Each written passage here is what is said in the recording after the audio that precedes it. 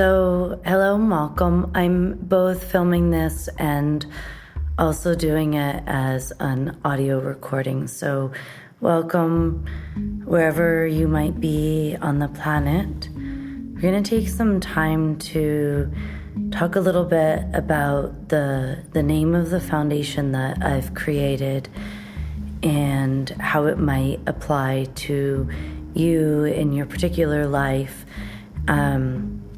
And I guess the phrase that I'd like to use is, I have food that ye know not of, and what that might mean in terms of different healing practices, different types of breath work, yoga, meditation, and other kinds of healing work that we might do, right?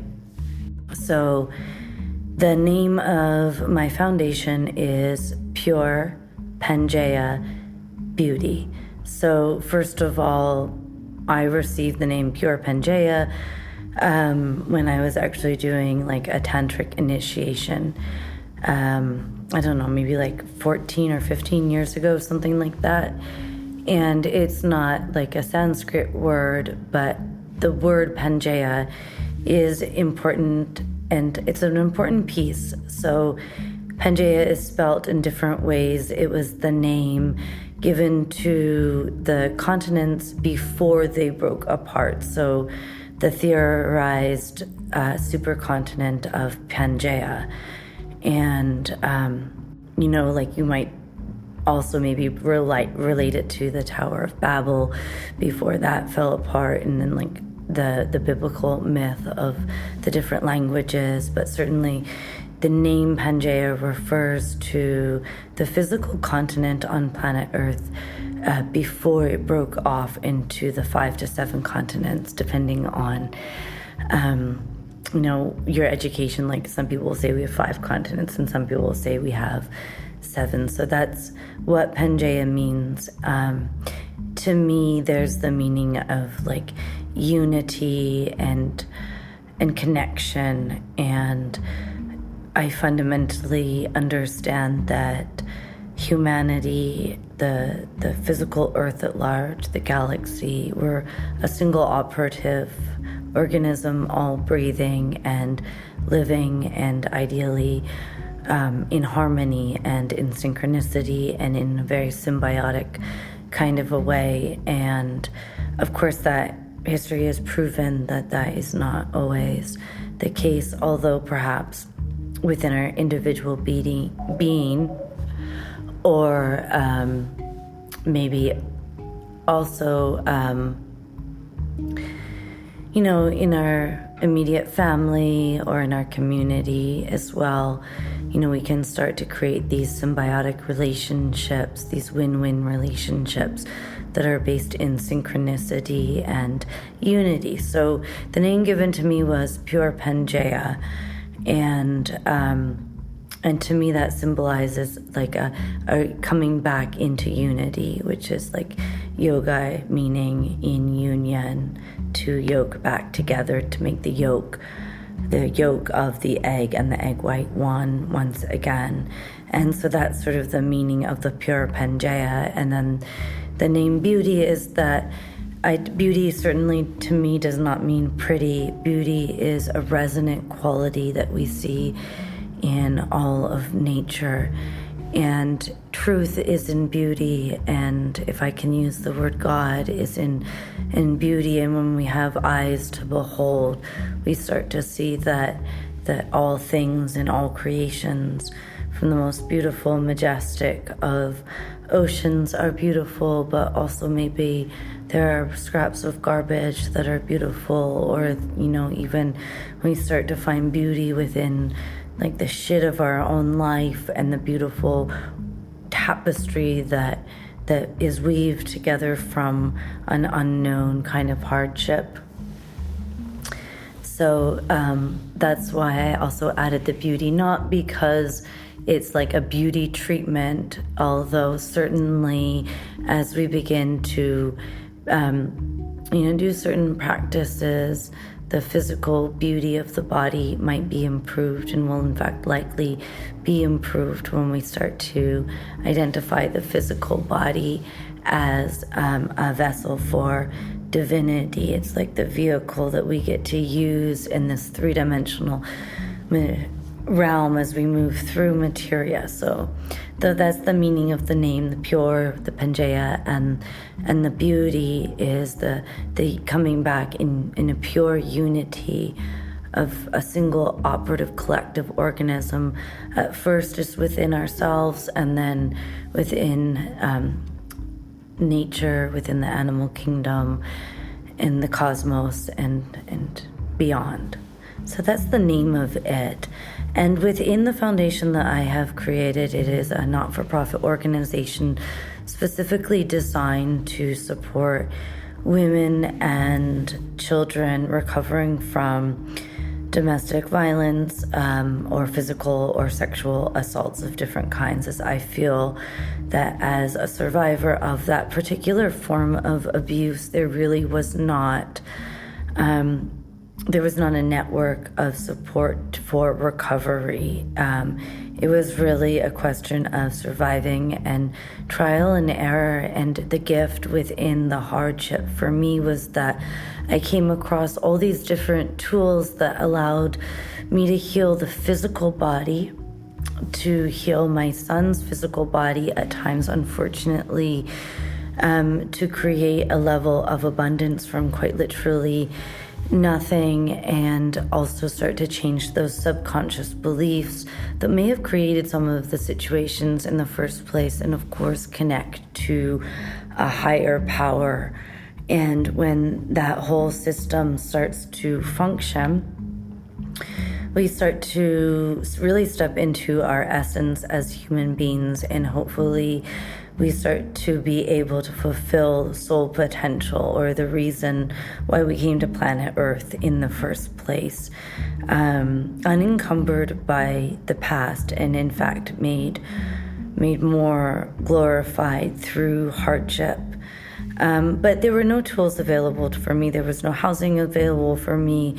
And not even food, those kinds of things, as I, as a mother, was coming out of certain violent situations with a very small child. There was very limited resources, and certainly my hope in the creation of this foundation, which was birthed in my mind, downloaded, over 10 years ago as I went through my own personal journey with my son, is so that no other woman and child is left in the dust without support. So that's the reason why Pure Pangea Beauty Foundation is a not-for-profit organization designed and created to support women and children specifically, although not to the exclusion of men by any means, but really to be there for the mothers and the children.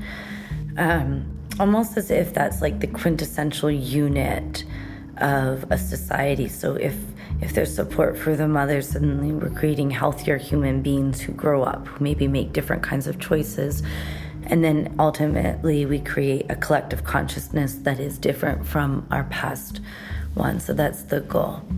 Now, why we're going to talk about the idea of, and I have food that ye know not of, is we're going to go through some of the different healing modalities that I use for the physical body that really lean into our own ability to heal ourselves. So, if you get even something as small as a paper cut, the most immediate response that the body has naturally, without us even thinking about it, is all the white blood cells run, and we start to immediately heal the wound. And so within every being, within me, within you, is this natural ability to heal. And it's something that happens without any effort. We don't have to think about healing our wounds heal. And yes, it's true, there are things in our environments that sometimes stunt the ability to heal those wounds, like toxins, and we're going to get into some different detoxification protocol. But the basic idea is that you are fundamentally have everything that you need, not just to survive here on planet Earth, but actually to survive. And there can be some helpful tools that allow us to lean into that natural mechanism within. So like that, the old adage, as above, so below. We are made in the image and the likeness of our Creator. So we have what it takes to heal the body already within us. So something, it's an entire, kind of like a 12-pronged thing that we do, can kind of continuously. Sometimes we might do more detoxification depending on what's going on in a person's body. We might do more creative types of healing. We might get really into the deep subconscious layer of things with self-hypnosis, a time for meditation. For every season, there is really an opportunity to dive more deeply into the availability of the seen and the unseen. So that's the introduction, essentially, is that we do, in fact, have what we need in order to survive. I'm certainly living proof of that, of having nothing, and in, pretty difficult third world levels of poverty without food or clean water, and being able to create something from that. So I do know that it's possible. But then, what I say is, don't trust me. This is, I could tell you a story, and this is my story in as authentic a way that I can bring it to you. But let's also start to lean into the scientific data that we have available to us, which is, we live in such an exciting time now where we get to have the ancient traditions of the past married with science. And we might start to find that science is like the new religion, where if science says it's okay, then it's really okay. If, 500 years ago, if it was written in the Bible, then it might have been okay in certain cultures. Or if the Bhagavad Gita said it was okay, then we could say it was true. And all these tools lead us back to this one source, and they're beautiful paths. They are not the thing itself, obviously. And I remember, very early on, I think I was actually living in a yoga ashram, maybe I think it was actually 2004, and I remember a teacher saying, so if we're coming from the shore here and there's a great lake and you want to get to the other side, if you try to take two boats and you have a foot in one boat and a foot in the other boat, you're going to fall in and you're never going to make it. And what I would say is that I could entirely disagree that there's no need for a boat, because I am the water and I am the swimmer and I am the shore and I am the other side. And that if I were to use a boat, I would use everything, and everything is like a buffet. So pick and choose and blend and move it all, because we're all as unique, apart from each other, and all in different stages, needing different things. So there are many boats, and then hopefully there's the time when we realize that maybe we just float because we are the water, and then we didn't need a boat in the first place, if that makes any sense at all. So that's my standpoint. I've drawn significantly from the Tantric Yogic tradition, which just means yoga for the household. And as I was a very young mother, of course, that makes sense. I'm a householder, so when I practice yoga, I am by necessity practicing Tantric Yoga, which just means yoga for the householder. And Tantric Yoga also embraces, all portions of physical reality. It doesn't mean you need to go into a cave and meditate for 20 years, but maybe you find ways in your daily life to meditate and to demonstrate devotion, and to do the physical practices, and to activate the mind intelligence. So that's why it was really spoke to me. But I've done, Kundalini yoga trainings, vinyasa.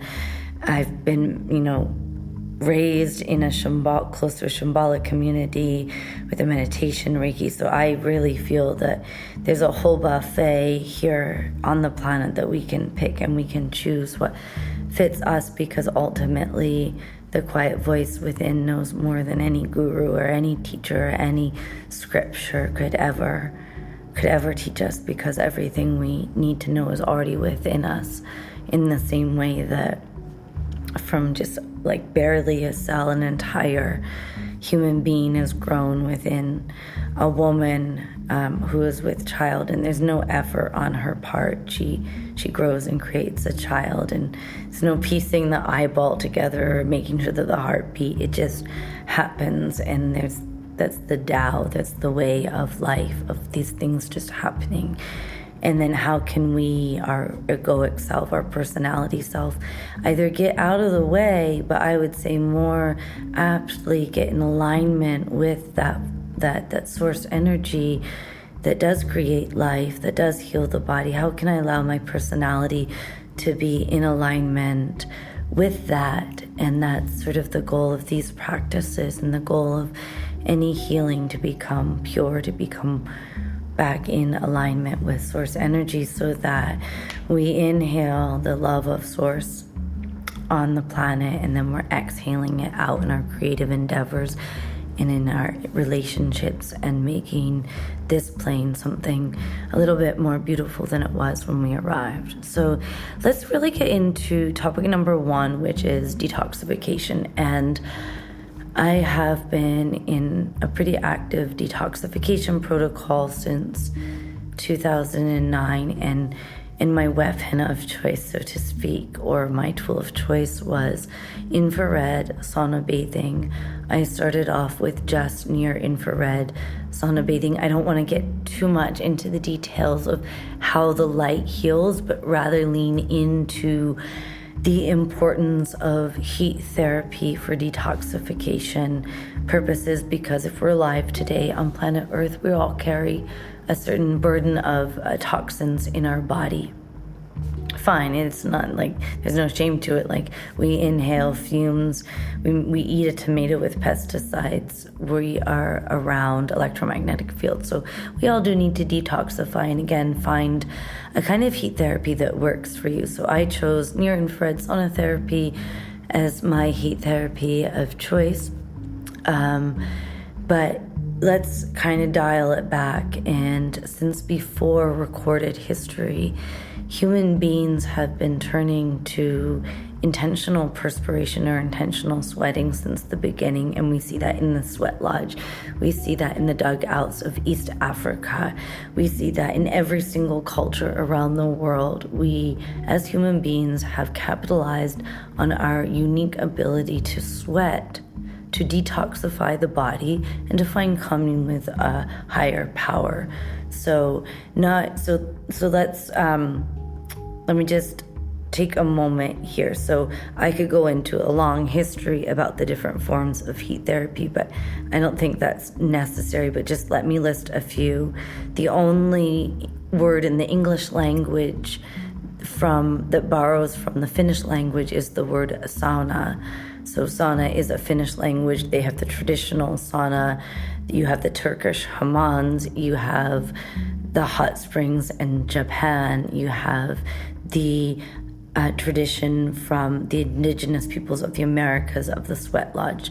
So everywhere you look, cultures have capitalized on our ability to perspire. So as humans, our ability to create sweat is quite unique.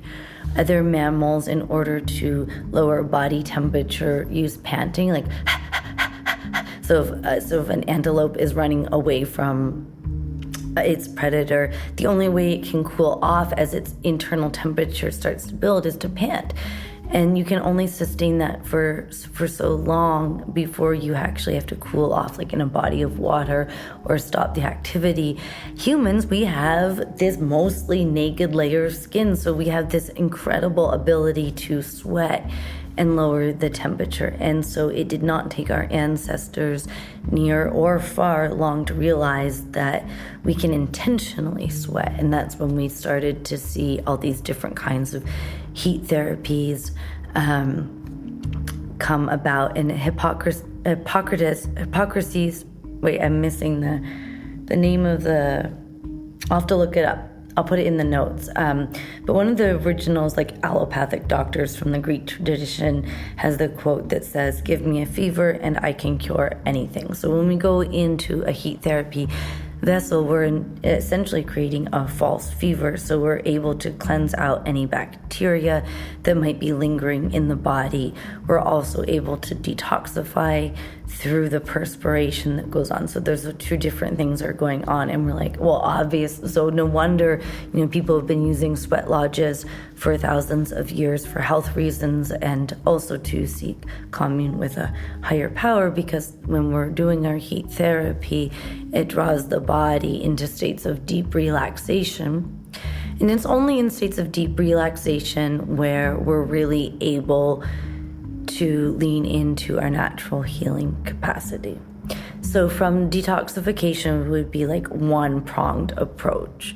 Getting into some kind of heat therapy becomes paramount in everything that my foundation does, and I think every human being should take, maybe 3 times a week to do some kind of intentional sweating.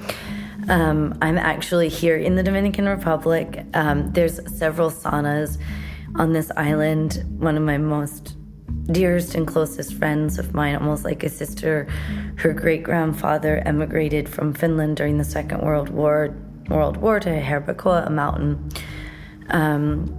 in the Dominican Republic, and brought the first known sauna to this country. I have another girlfriend with an infrared sauna here. I, of course, have my infrared sauna blanket, so I'm sweating every day. So even in tropical environments, even if you're living within 28 degrees latitude of the equator, definitely find a way to intentionally sweat. And there's all kinds of different vessels that you can use. So let's go back to the autonomic nervous system and relaxation, which will happen when you're in your heat therapy device. So the autonomic nervous system, now there's some newer research which would suggest that there might be a third, but there's essentially 2 branches within the autonomic nervous system. There's sympathetic dominance and there's parasympathetic dominance. Sympathetic dominance is when we are outwardly engaged. Some people call it their fight or flight, but even that's like a little bit more extreme. But essentially, all of our energy is projected out into the outer world, and it's a great adaptive system, because whether we're in present day or our ancestors were faced with an immediate threat. So just say, I'm living 8,000 years ago, I've stubbed my toe, I'm in my cave, my toe's bleeding, but suddenly there's a predator. Let's just go with the common one, the saber-toothed tigers. Here at the entry, is my stub toe really that important? No, I'm not even going to feel it. Immediately, my sensors are going to be heightened, and I'm going to become keenly aware of my outer environment. So I'm going to start to look for, how can I survive? Is there a back exit to my cave? Should I fight this predator? Should I hide? So all of my senses are directed outward, so that my sight, my smell, my hearing, my touch, it's all preparing for me for survival.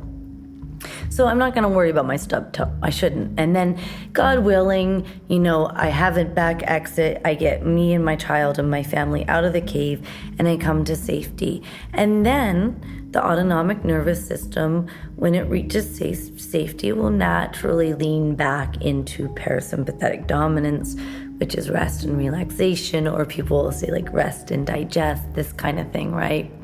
And then I can start to think about my stub toe. And then in parasympathetic dominance, which is states of relaxation, my body will immediately start to heal any wounds that are existing in my body Because at the time of emergency, I don't need to be healing my stub toe. I don't need to be healing maybe like a cancer that was growing, but that's why we need to get back to states of deep relaxation, because the body, the Tao of the body, the way of the body, the chi of the body, naturally, call it by its 1,000 names, wants to heal itself when given the opportunity. However, can only heal itself when there's not an external threat. Now, there are a lot of reasons why folks might not be able to relax, and it means that we might need to have tools to help get us to states of relaxation. So, one of the first and one of the most immediate and absolutely free tools that we have to get to states of deep relaxation, of course, is our breath. So number one thing that you can do anywhere, you can be stuck in LA traffic on the 5 freeway, and you can do this. You can do this in the jungle. You can do this if you're out on your surfboard, floating out to sea in a total state of panic. You can always do this. When we allow our exhales to be a little bit longer than our inhales, and if we can do that for about 60 seconds, the body starts to transfer back into states of deep relaxation. So let's just do that together. Let's start with box breathing. Someone coined it box breathing, but it was box breathing like thousands of years ago before someone came up with that term. But let's just use that as an easy go-to. So if we exhale out through the nose, find ground zero empty, so there's no breath left in the body. Exhale out a little bit more. Count for 4, 3, 2, 1. Inhale, 2, 3, 4. Hold, 2, 3, 4. Exhale, 2, 3, 4. Hold, 2, 3, 4. Inhale, 2, 3, 4. Hold, 2, 3, 4. Exhale, 2, 3, 4. Hold, 2, 3, 4. So there we found this balance of an exhale retention, an inhale, inhale retention, exhale. So we've created an equal parts to all portions, primary portions of breath, right? So if I immediately need to go into states of relaxation for whatever reason, it might be that I'm feeling stressed out and my senses are alerted, but there's not really a need. We're going to lengthen the exhale compared to our inhale. So the exhale ratio will be longer than the inhale ratio. So let's do a full minute together, even as you listen to me. So go ahead, exhale, find ground zero. Exhale a little more than you think you can. We're going to inhale for 2, 3, 4. Exhale 6, 7, 8, 9, 10. Inhale 2, 3, 4. Exhale 6, 7, 8, 9, 10. Inhale 2, 3, 4. Exhale 6, 7, 8, 9, 10. Inhale 2, 3, 4. Exhale 6, 7, 8, 9, 10. And notice just 1 minute of the yogic breath we start to change the biochemistry of the body, and suddenly we go into wound healing of the physical body. Also, as we start to transfer into parasympathetic dominance, we start to heal the body, and you saw you can do that anywhere. You can be in the supermarket. You can do that anywhere. You can always make your exhales a little bit longer than your inhales. If we do that a little longer, we start to take our brain waves from beta to alpha, all the way down into that sweet spot of theta, where we can start to go into the meditative state, into the hypnotic state, into the state where we start to change our subconscious beliefs and patternings, which we're going to get to on another day. But that would be another portion of it. But just notice through breath alone how we can change the amplification charge of the body just like that. And it doesn't cost anything. And you don't even have to be smart, and you don't have to be rich. You don't have to be anyone special to breathe out for a little bit longer than you breathe in. But let's just say, for some reason or another, I really wanted to get amped up in order to do something like jump into a cold body of water, or maybe like I'm a fighter, or for whatever reason I need to be alert, like, shit's about to hit the fan and you need to be tapped in, tuned in, turned on.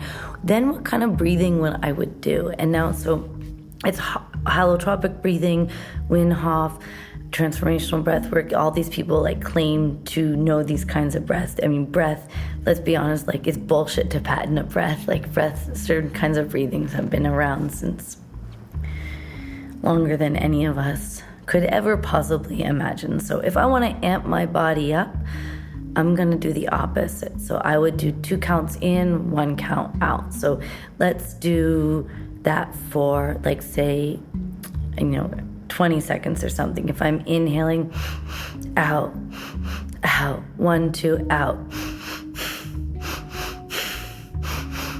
So it's in, out, in, out, in, out, in, out, that pattern. Then suddenly I'm like, fuck it, let's go. I almost feel like I just took a shot of espresso. Now I can face what needs to be faced. I'm alert and I'm focused. Another great one to really pep yourself up would be the breath of fire, and that's just the rapid, and we're not going to get into it, but that's the rapid expanding and dilation, or the rapid rhythm of the diaphragm. So, and the belly starts to move, and it sounds like this.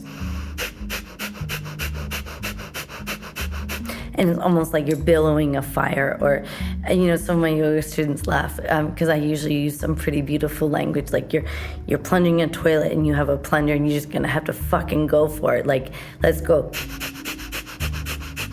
You're just plunging away, really rapid movement of the diaphragm and in conjunction with the muscles. So that would be the breath of fire. Whole other video, but that's another way that we can use breath to move and to alter states of being from deep relaxation, where we need to be in order to heal the body, where we need to be in order to sleep, where we need to be in order to alter our subconscious behaviors, and ultimately to find different paths in our life that are probably healthier and, again, more in alignment with soul purpose.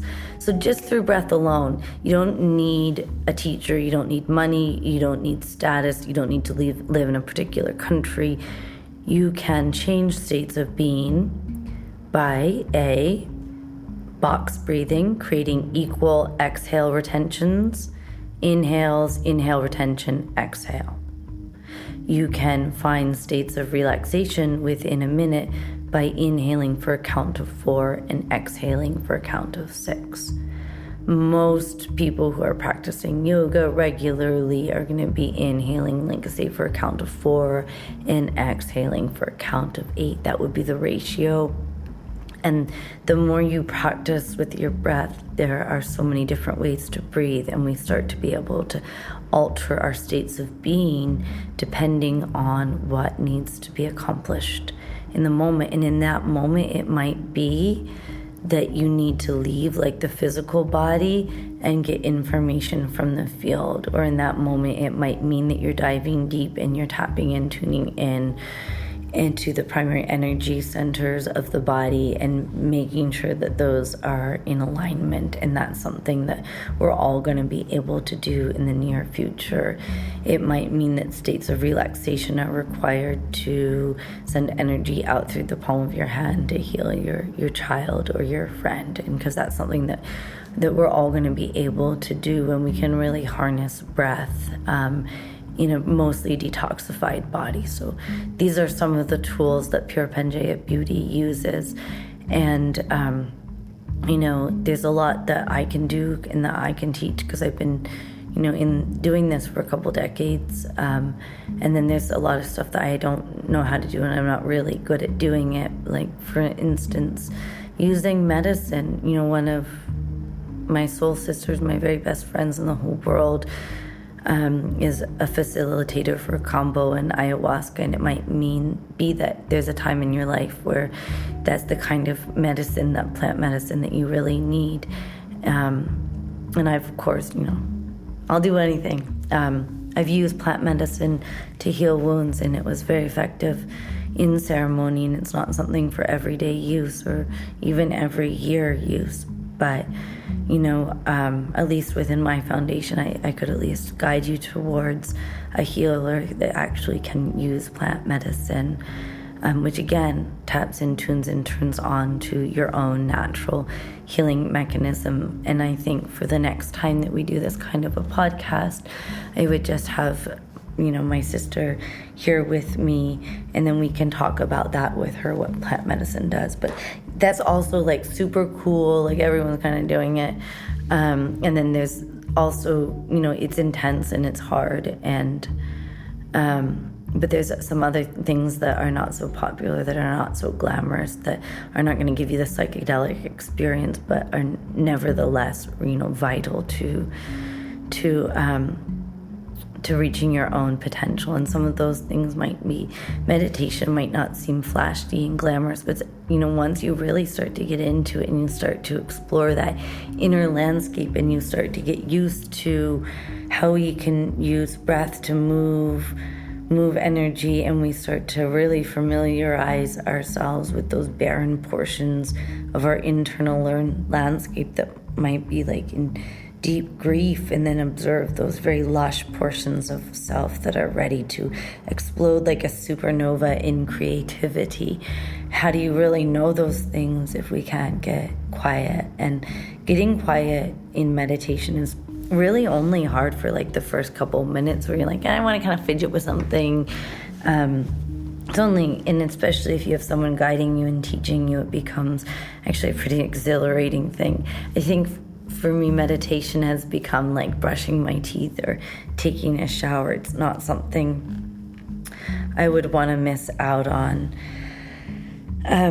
So those are just some of the tools that at least like my foundation works with all people, but ultimately any profit that I make goes towards mothers and children. Because I truly believe that a healthy mother creates healthy children.